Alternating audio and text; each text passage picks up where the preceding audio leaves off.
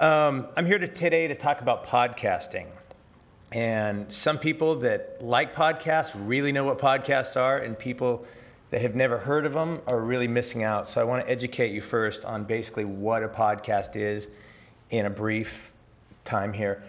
A podcast is basically, easiest way to think of it is internet radio that's on demand.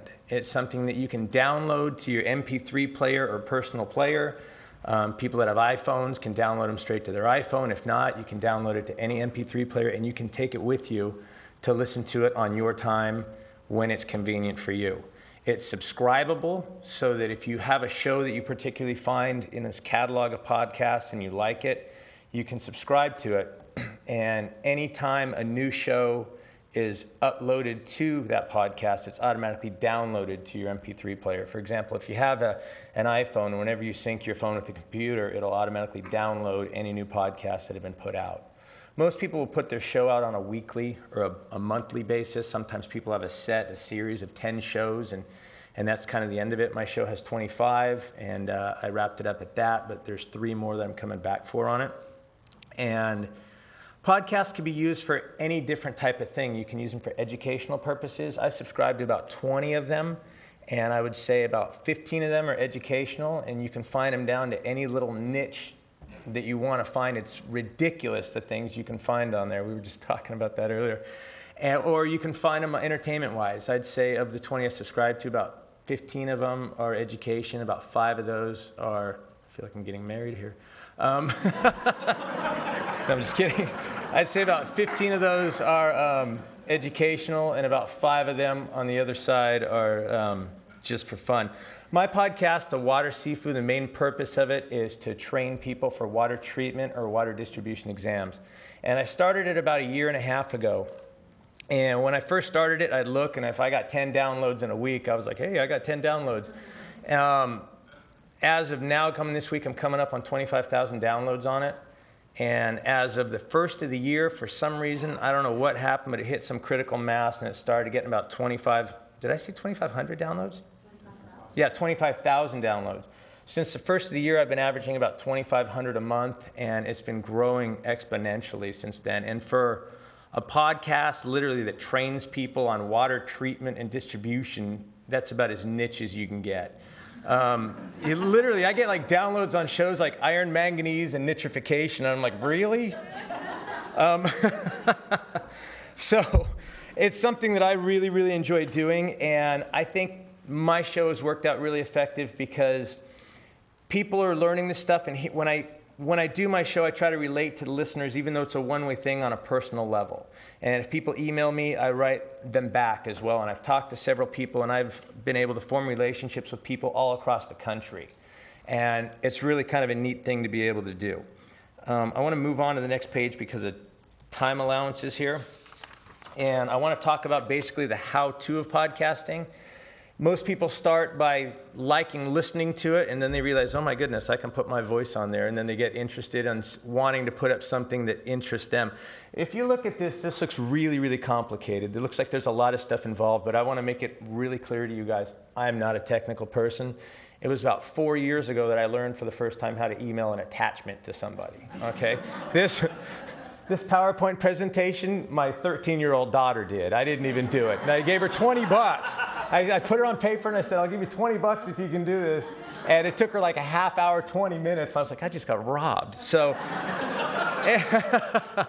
anyway, I want to talk about what I think is podcasting in the best way possible. Now, you can create a podcast in something like TalkShoe or like Blog Talk Radio, where you just talk into a phone and they record it for you and they send it to iTunes. But the sound quality is terrible. If ever I listen to podcasts like that, I end up just tuning them off and can't even finish it. So the way I'm explaining how to do this right now takes 2 things into account. 1 is the best sound quality possible, and 2, controlling your own content, which is very important. If you upload something to like Blog Talk Radio or like TalkShoe, they control your content. You can't move that stuff anywhere else. So controlling the work that you put into it is key. So when it comes to recording your podcast, this is what I found is the best way to record your podcast for the best sound. The microphones are very important. That's probably the most key thing you will buy. You don't want to be sounding like these things here.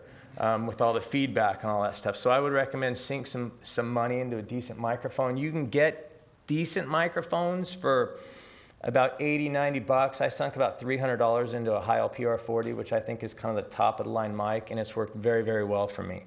From there, you go into a mixer, and that way you can bring in other things. If I have calls, a lot of people talk about Skype.